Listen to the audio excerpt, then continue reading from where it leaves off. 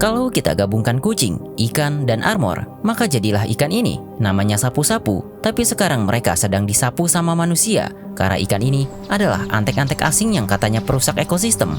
Di banyak sungai perkotaan, ikan yang sering dianggap sebagai pembersih alami ini kini justru menjadi masalah yang terus membesar. Populasinya meningkat cepat, sulit dikendalikan, dan mulai mengubah keseimbangan ekosistem. Ikan sapu-sapu yang awalnya diperkenalkan manusia, kini berkembang jauh melampaui peran awalnya dan memunculkan konsekuensi yang tidak sederhana bagi lingkungan perairan. Tapi, kenapa mereka bisa ada di sini? Dan apa benar mereka bisa merusak lingkungan?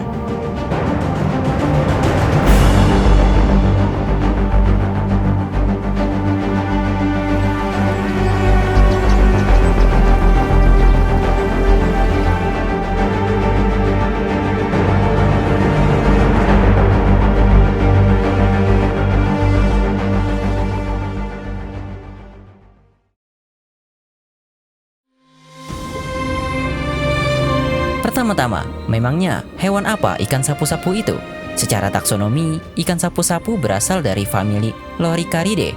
Jangan kaget, karena Loricaridae adalah bagian dari ordo Siluriformes, ordo dari ikan yang disebut catfish alias ikan lele. Jadi sebenarnya mereka termasuk ikan lele atau setidaknya berkerabat dengan ikan lele. Oleh karena itu, di berbagai negara nama umum mereka adalah suckermouth catfish alias ikan lele mulut penghisap atau armor catfish alias ikan lele berarmor. Tapi dari mana nama ikan sapu-sapu? Kenapa di Indonesia kita memanggilnya demikian? Kemungkinan ini karena mereka sering dijadikan cleaning service di akuarium. Tapi apa benar mereka bisa membersihkan kotoran? Secara biologis, ikan sapu-sapu bersifat omnivora alias pemakan segala. Makanan mereka umumnya terdiri dari invertebrata, alga, dan detritus. Detritus itu adalah puing-puing atau serpihan sisa-sisa bahan organik. Untuk mendukung proses pencernaan bahan organik tersebut, mereka memiliki usus yang relatif panjang dibandingkan ikan karnivora. Jadi, kalau dilihat dari sini, mereka memang bisa menjadi cleaning service untuk akuarium. Famili Loricaridae merupakan famili ikan lele yang terbesar, mencakup lebih dari 600 spesies dalam 90 genus, dengan penemuan spesies baru yang terus berlangsung setiap tahun. Meskipun klasifikasinya masih dinamis dan berpotensi mengalami revisi di masa depan. Namun, yang paling sering kita jumpai di Indonesia ada dua jenis, yaitu genus Pterygoptitis dan spesies Hippostomus plecostomus yang dapat berukuran setengah meter. Meskipun yang kita lihat seringnya tampak jelek dan aneh, famili ikan ini sebenarnya memiliki variasi bentuk tubuh dan pola warna yang sangat beragam. Namun, tetap ada satu ciri kunci, yaitu tubuh pipih yang dilapisi lempengan keras menyerupai armor. Ini bukan sekedar sisik, lapisan ini disebut scutes. Oleh karena itu, mereka punya tubuh yang keras. Dan salah satu adaptasi paling menonjol terdapat pada bagian mulutnya. Ikan ini memiliki mulut penghisap yang terletak di bagian ventral, lengkap dengan tonjolan kecil pada bibir. Struktur ini bukan hanya digunakan untuk makan, tetapi juga untuk menempel kuat pada permukaan seperti batu dan kayu, bahkan di perairan dengan arus yang deras. Namun, jika tidak punya adaptasi khusus, hal ini bisa jadi masalah. Karena ikan memang bernapas dengan insang, tapi mereka perlu mulut untuk mengambil air kaya oksigen untuk dipompa ke insangnya. Tapi ikan sapu-sapu berbeda, proses ini tidak mengganggu pernapasan, karena aliran air tetap dapat masuk dalam jumlah terbatas melalui celah tertentu di sekitar mulut. Dari segi cara makan, ikan ini memiliki rahang yang sangat fleksibel, terutama pada bagian rahang bawah yang dapat bergerak lebih bebas. Giginya tersusun mengarah ke bawah dan ke depan, memungkinkan mereka mengikis permukaan untuk mengambil makanan. Selain adaptasi mekanis pada mulut dan rahang, ikan ini juga memiliki kepekaan sensorik yang tinggi. Hal ini memungkinkan mereka mendeteksi makanan dan kondisi lingkungan secara lebih efektif, bahkan di perairan yang keruh atau minim cahaya. Lebih jauh lagi, beberapa kelompok dalam famili ini menunjukkan inovasi fisiologis yang cukup unik. Bagian dari sistem pencernaannya mengalami modifikasi dan berfungsi sebagai organ tambahan, baik untuk membantu pernapasan maupun mengatur daya apung. Dalam beberapa kasus, struktur seperti perut atau usus berkembang menjadi ruang khusus yang dapat menyimpan udara. Mereka memiliki kemampuan dasar untuk mengambil oksigen dari udara. Keseluruhan adaptasi ini, mulai dari perlindungan tubuh, mekanisme hisap, struktur rahang, hingga modifikasi sistem internal, menunjukkan bahwa famili ini bukan sekedar kelompok ikan lele biasa. melainkan hasil dari proses evolusi pancing yang menghasilkan berbagai solusi kompleks untuk bertahan hidup di beragam kondisi perairan. Daya tahan mereka memang luar biasa, bahkan rekor terlama dapat bertahan di darat hingga 30 jam. Tapi adaptasi luar biasa inilah yang membuat mereka menjadi masalah di berbagai tempat.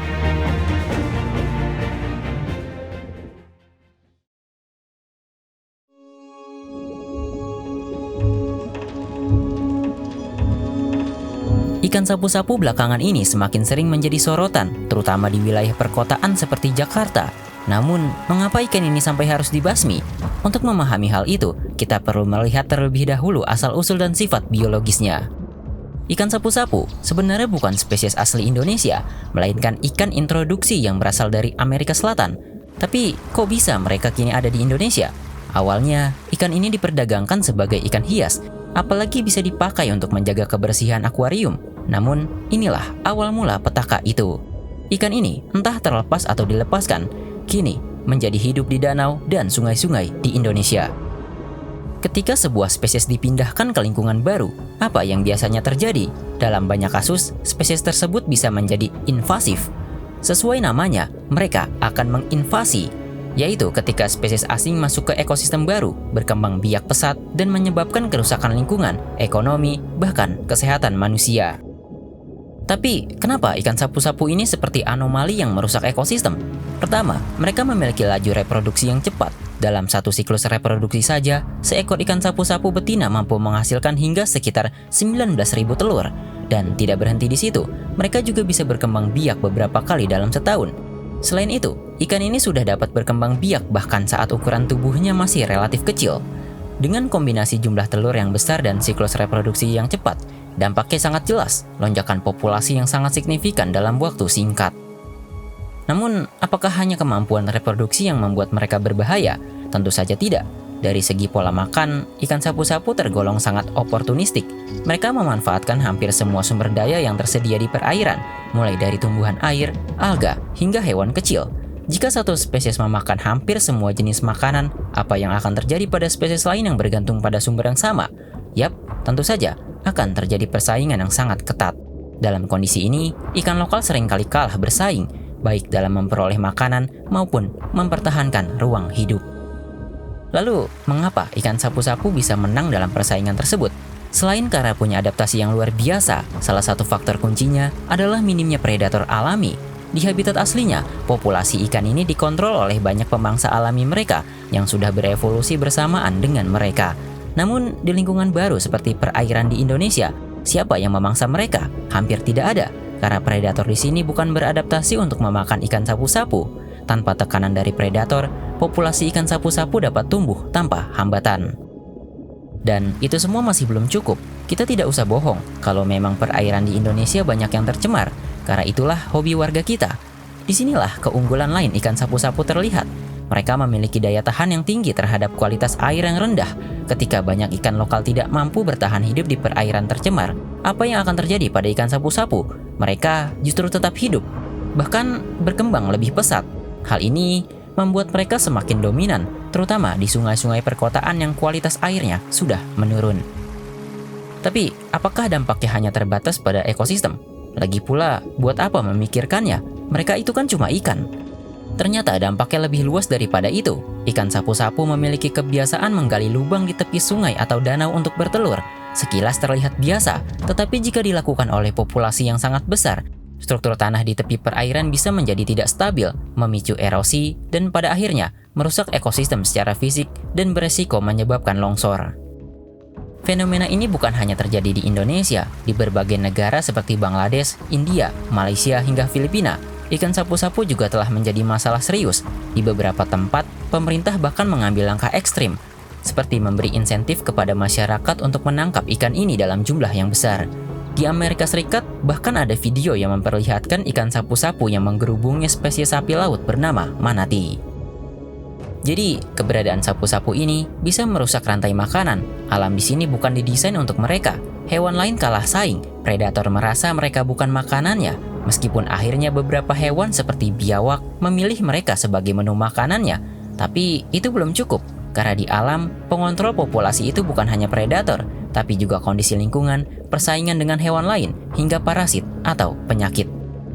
Dari seluruh fakta ini, muncul pertanyaan yang lebih mendasar. Apakah ikan sapu-sapu benar penyebab masalah, atau justru mereka hanya memanfaatkan celah yang diciptakan oleh aktivitas manusia? Bukankah perpindahan spesies ke habitat baru seringkali terjadi akibat campur tangan manusia, seperti perdagangan ikan hias atau pelepasan ke alam liar?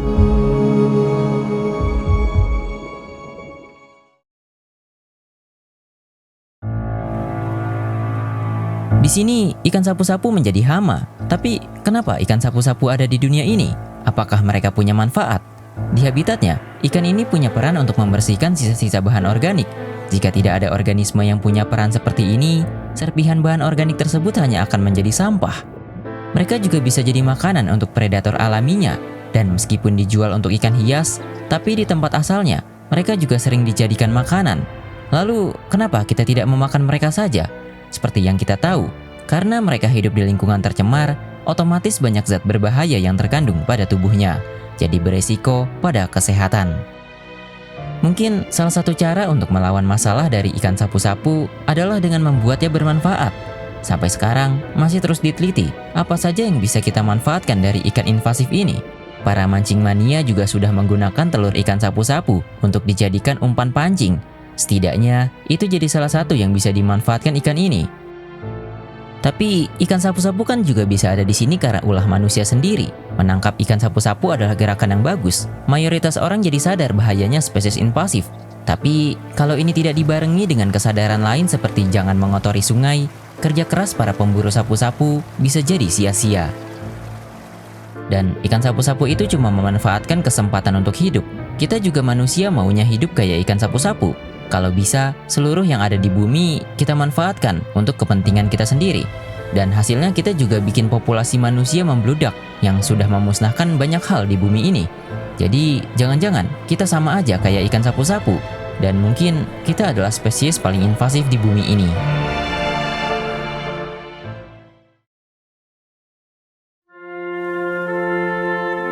Ikan sapu-sapu bisa jadi pelajaran untuk kita semua. Respect terbesar selayaknya kita berikan pada siapapun yang mau bergerak turun langsung. Kadang, masalah besar di alam justru berawal dari hal kecil yang kita anggap sepele. Ikan ini tidak pernah berniat jadi ancaman. Mereka hanya bertahan dan memanfaatkan kondisi yang ada. Justru dari sini kita bisa melihat bagaimana satu keputusan manusia bisa berdampak panjang ke lingkungan. Jadi pada akhirnya, ini bukan cuma soal ikan sapu-sapu, tapi soal bagaimana kita memperlakukan alam dan apakah kita mau belajar sebelum masalah yang sama terulang lagi. Sekian dulu video kali ini. Terima kasih.